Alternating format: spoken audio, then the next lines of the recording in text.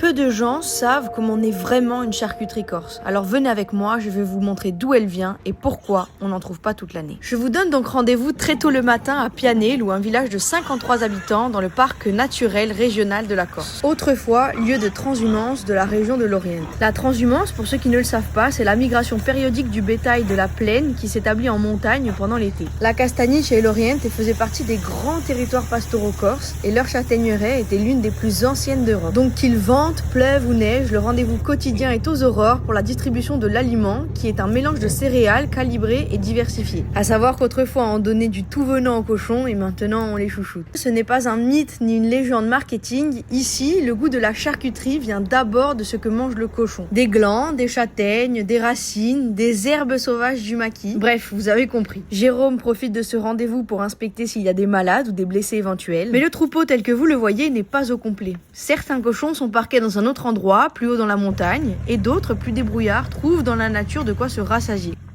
Ici, l'abattage est réalisé dans un centre agréé à 2 heures de route du village. Jérôme achemine lui-même les bêtes et les récupère prêtes à être travaillées dans son camion frigorifié. Vous allez le voir dans leur laboratoire, Nathalie et Jérôme s'attellent à leurs tâches respectives qu'ils ont appris à gérer depuis 17 ans dans cette activité. Et ici, évidemment, rien n'est automatisé. Les gestes sont appris de génération en génération, la plupart du temps à l'oral. Et si tout est bon dans le cochon, il faut bien le connaître pour destiner ses parties aux transformations attendues, à savoir la saucisse, le fiadé, ou le lonze, ou le jambon, les terrines, les pâtés, etc.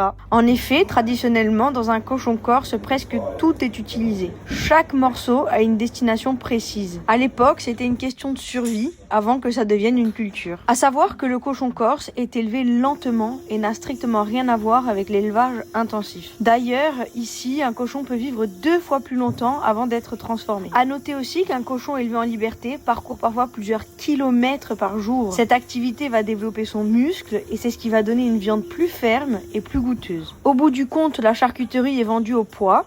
Alors les tailles n'ont pas de réelle importance, si ce n'est une certaine cohérence des diamètres et des tailles du produit fini. Et pour revenir sur ce que je vous disais en début de vidéo, en matière de charcuterie corse traditionnelle, on ne transforme pas toute l'année. En effet, l'abattage se fait majoritairement en hiver quand le froid aide à la conservation naturelle. Parce qu'en réalité, au-dessus de certaines températures, la viande sèche mal. Elle peut tourner, rancir ou même devenir dangereuse. Parce que trop d'humidité va empêcher la viande de sécher correctement. Résultat, moisissure indésirable, goût déviant ou pertes entières carrément. Donc produire ce genre de charcuterie toute l'année impose soit des chambres climatisées, soit des raccourcis.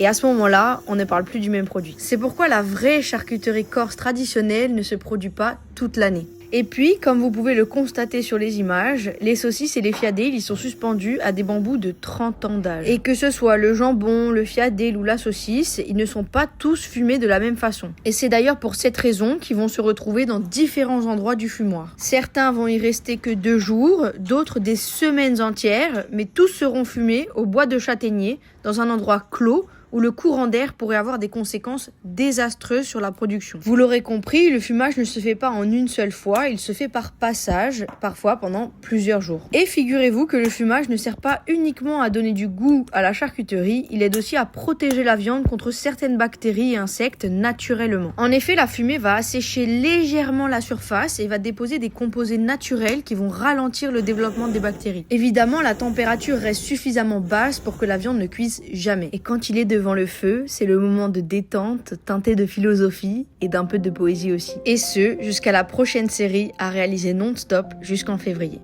Vous l'aurez compris, un artisan comme celui-ci ne produit pas des tonnes de charcuterie, il produit ce que son territoire lui permet, et ici, le temps fait partie du produit.